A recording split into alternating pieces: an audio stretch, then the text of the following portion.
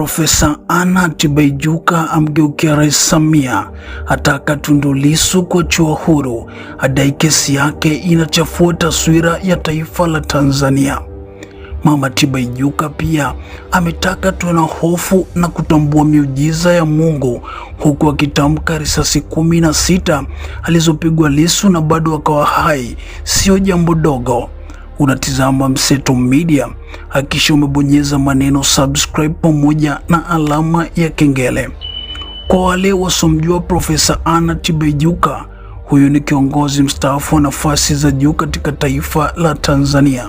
Alihudumu kama mbunge wa Muleba kwa miaka 10, waziri wa ardhi, nyumba na makazi kwenye awamu ya Mheshimiwa Kikwete, lakini vile ni naibu katibu mkuu wa zamani wa Umoja wa Mataifa na mkurugenzi mtendaji wa programu ya makazi ya binadamu ya Umoja wa Mataifa. Alikuwa mwanamke wa pili wa Kiafrika katika cheo cha juu zaidi katika mfumo wa Umoja wa Mataifa baada ya naibu katibu mkuu Asha Rose Migiro, hadi alipojiuzuru mwaka wa 2010 kugombea wadhifa wa kisiasa nchini Tanzania.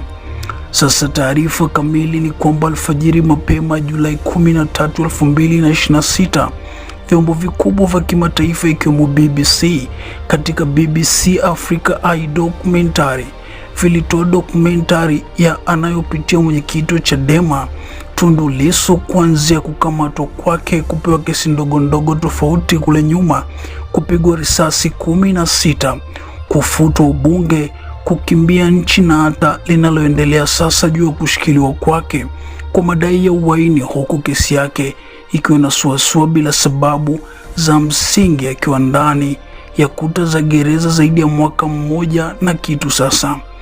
BBC imezungumzia Tundu Lissu kama mpigania haki za binadamu, uhuru wa kujieleza, demokrasia na mabadiliko kwenye chaguzi zetu nchini. Baada ya BBC kuposti dokumentari hiyo, sasa Profesa Anna Tibaijuka akaichukua na kuiriposti kisha kuandika ujumbe mzito kwa Mheshimiwa Rais Samia. Mama Anna Tibaijuka alianza kwa kuandika na kwenda kunukuu: Samia Suluhu, Mheshimiwa Rais, naendelea kushauri kwa dhati Tundu Lissu achiwe huru, kwani kesi haikamiliki. Hekima na busara iliyokufanya kutangaza sera 4R mara ulipoingia madarakani ikuongoze tena katika jambo hili. Simulizi hizi za kutisha za vyombo vya habari vya kimataifa zinaibua hisia kali, hasa kwa vijana, hata wazee. Tumekumbushwa kadhi ya operesheni Sogeza iliyounda vijiji vya ujamaa mwaka 1974 mpaka mwaka 1976. Taarifa hizi zinaathiri kikubwa taswira ya taifa letu na maslahi yake. Athari ni kubwa. Tutafute mwafaka kupitia uwajibikaji na maridhiano. Tuwe na hofu ya Mungu na kutambua miujiza yake. Mfano wa risasi 16 kushindwa kukomesha uhai, ingawa maumivu ni makubwa. Tutubu na kusali, tuliombee taifa letu, kila mtu kwa imani yake. Mtazamaji wa Mseto Media, hayo ndio aliyoandika Profesa Anna Tibaijuka, ambapo aliandika kwa Rais Samia, akianza kabisa na kumtagi jina lake.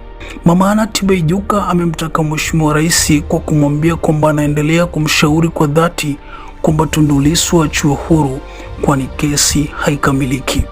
Je, Mheshimiwa Rais ataamua Tundu Lissu achiwe huru? Kwani kwa kufuata katiba ya nchi upo uwezo wa Mheshimiwa Rais kuamua kufuta kesi hiyo, kwani Tundu Lissu anashtakiwa na Jamhuri. Hivyo Mheshimiwa Rais akiamua, basi anaweza kumwagiza DPP na kesi hiyo ikaweza kuondolewa mahakamani. Je, yapi maoni yako?